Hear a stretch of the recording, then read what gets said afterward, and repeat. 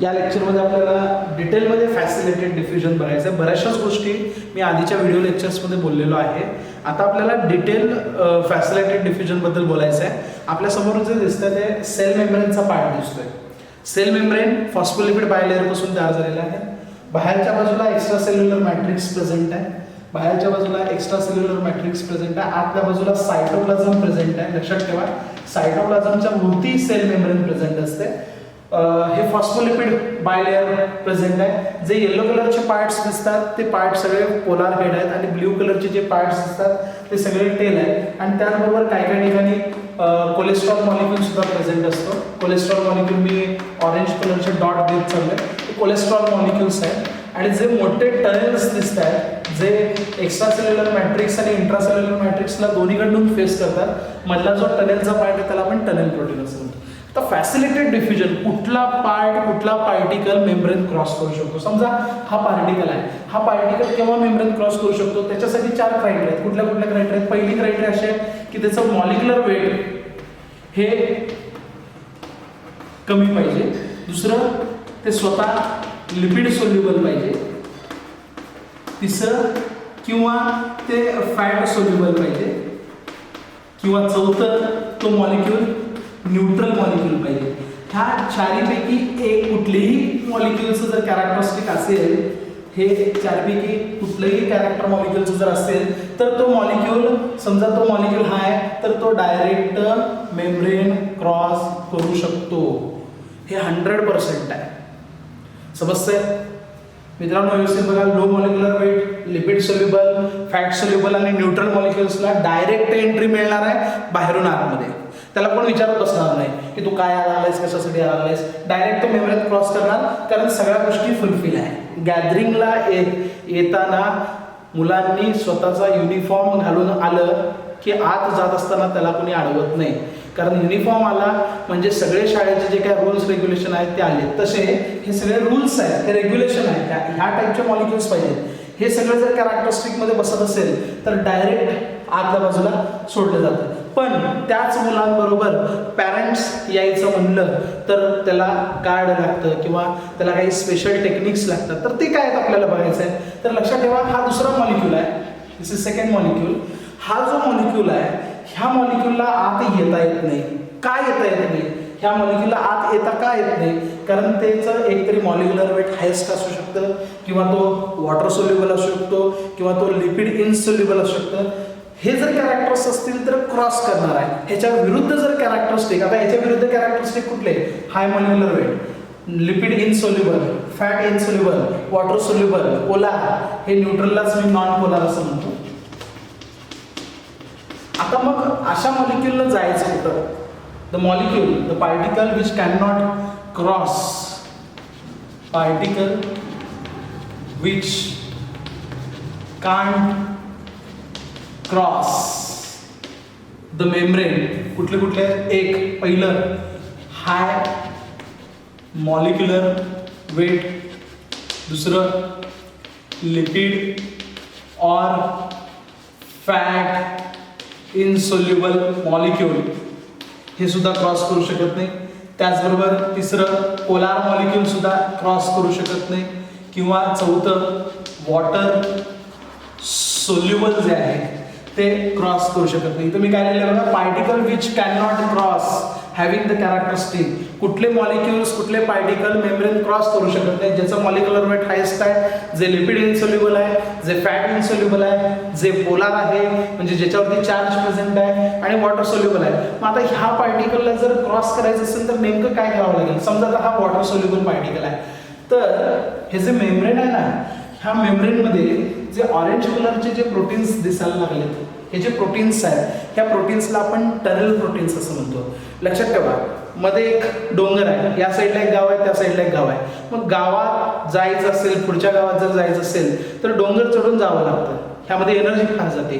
मग आता नवीन सिस्टीम निघाली काय, तर डोंगराच्या खालनं बोगदा काढायचा म्हणजे व्यवस्थित माणसाला. तसं टनेल 2 गावांना जोडणारा, म्हणजे एक्स्ट्रा सेल्युलर मॅट्रिक्स आणि इंट्रासेल्युलर मॅट्रिक्सला जोडणारा जो प्रोटीन प्रेझेंट आहे त्याला टनल प्रोटीन्स म्हणतो. एखादा एक्झाम्पल मी सांगू शकतो, ॲक्वापोरिन्स नावाचं जे आहे ते टनल प्रोटीन आहे. तर हा मॉलिक्यूल आहे, ह्या मॉलिक्यूलला इकडं कसं आतल्या बाजूला मिळवणार. तर एक लक्षात ठेवा, NCERT मध्ये सगळ्यात महत्त्वाची लाईन आहे की कॉन्सन्ट्रेशन ग्रेडियंट हे टनेल प्रोटीन्स तयार करत नाही, ते ऑलरेडी तिथं असावं लागतं. कॉन्सन्ट्रेशन ग्रेडियंट म्हणजे मी आधीच्या लेक्चर्समध्ये सांगितलेलं. तर या साईडला हायेस्ट मॉलिक्यूल, ह्या साईडला लोएस्ट मॉलिक्यूल कॉन्सन्ट्रेशन असेल तर हा वॉटर सोल्युबल इकडून जर जाऊ शकतो. आता हा मॉलिक्यूल इकडून जाणार का? जाणार नाही.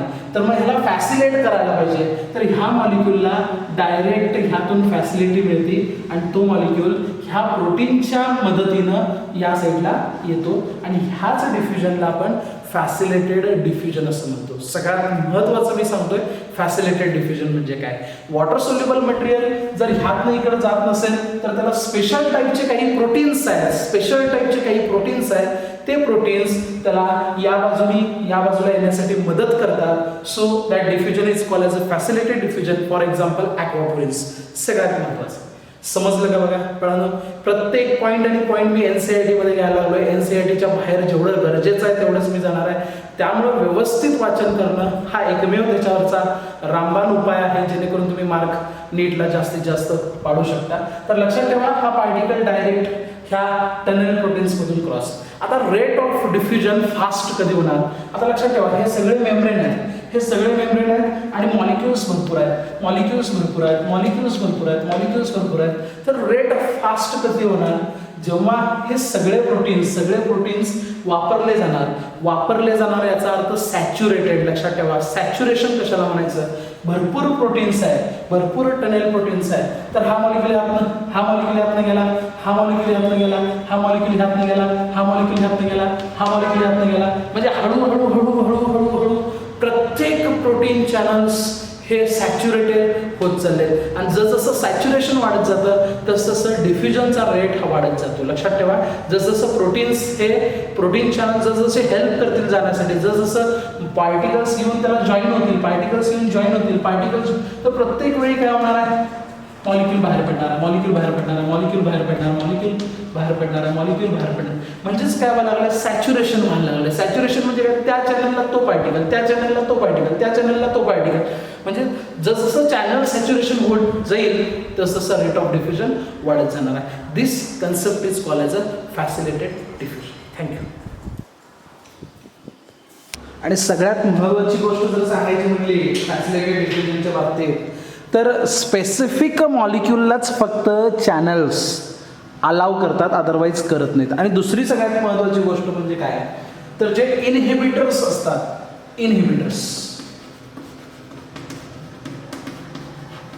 आता इनहिबिटर्स कशाला म्हणायचं? आता हे जे चॅनल आहे, हे जे चॅनल असते ते प्रोटीन पासून तयार झालेलं आहे. हे चॅनल आहे ते प्रोटीन पासून तयार झालेलं आहे.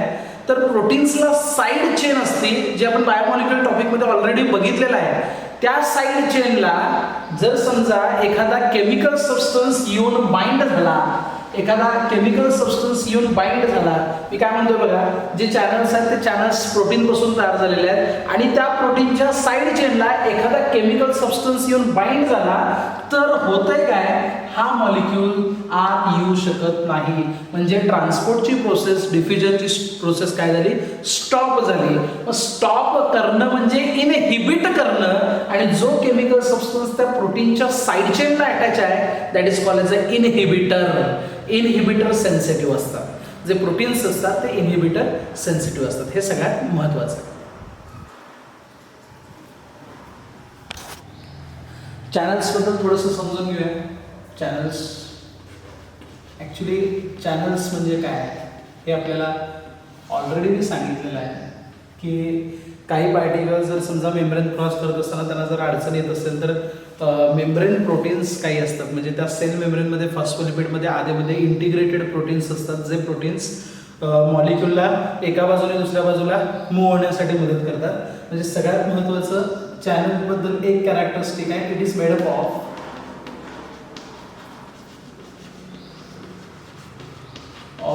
प्रोटीन्स. म्हणजे आता हे लिपिड मेम्ब्रेन आहे, तर ह्याच्यामध्ये हे चॅनल प्रेझेंट असतं. बाहेरच्या बाजूला एक्स्ट्रा सेल्युलर मॅट्रिक्स आहे, आतल्या बाजूला इंट्रासेल्युलर मॅट्रिक्स आहे. तर मॉलिक्यूल एकतरी इकडून इकडे जाऊ शकतो किंवा इकडून बाहेर पडू शकतो. असं दोन्हीपैकी कुठलेही ट्रान्सपोर्ट यातून होऊ शकतं. दुसरं सगळ्यात महत्त्वाचं आहे, सम channels are always open. काही चॅनल्स असे असतात आवाज वगैरे तुम्हाला कुणी पण या कुणी पण जावा काय प्रॉब्लेम, ऑलवेज ओपन.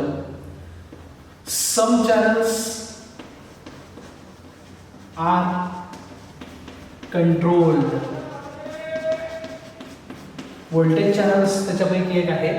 जास्त डिटेल पण नाही आहे. आधी एम्स असायचे त्यावेळेस आम्ही डिटेल सांगायचो, पण आता नीटला लिमिटेड पोर्शन आहे. जेवढी गरज आहे तेवढं सगळ्यात महत्त्वाचं आहे. कारण जितकं जास्त बोलल एखाद्या कन्सेप्टवरती तेवढं कमी पडणार आहे. त्यामुळे विकिपीडिया नको आपल्याला जेवढं एक्झामसाठी महत्त्वाचं वाटतं तेवढं कम्प्लीट करणं गरजेचं आहे.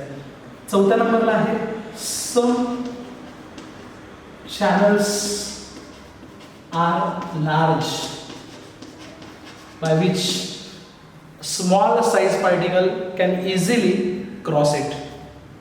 अजून एक प्रोटीन आहे, त्या प्रोटीनचं नाव आहे porins.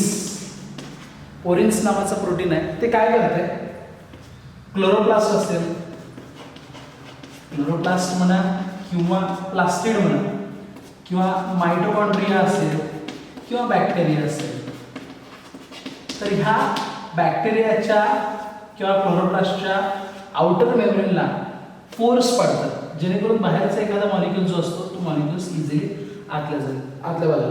That protein is called as a porins. त्याला आपण पोरिन्स असं म्हणतो. समजतंय? काही रोटेटरी प्रोटीन्स सुद्धा असतात. वॉटर चॅनल्स असते जे 8 डिफरंट टाईपच्या ॲक्वापोरिन्स पॉलिपेप्टाइड चेनपासून तयार झालेला आहे. काही प्रोटीन्स रोटेट सुद्धा होतात 180 डिग्रीमध्ये. म्हणजे काय काय प्रोटीन्सचं कसं असतं बघा, हे असे प्रोटीन्स असतात, मेम्ब्रेन आहे आणि इथं मॉलिक्युल्स त्याच्यात सापडला की पुढची फेज जी असते ती उलटी असते त्या टाईपमध्ये, आणि इथून ते मॉलिक्यूल सोडतो. म्हणजे मेम्ब्रेनमध्ये त्या प्रोटीनचं तोंड त्या साईडला आहे पण ते टर्न झालं म्हणजे 180मध्ये ते रोटेट होतं. असं रोटेटरी सुद्धा प्रोटीन्स आपल्याला या चॅनल्समध्ये बघायला मिळतात. It is all about channels.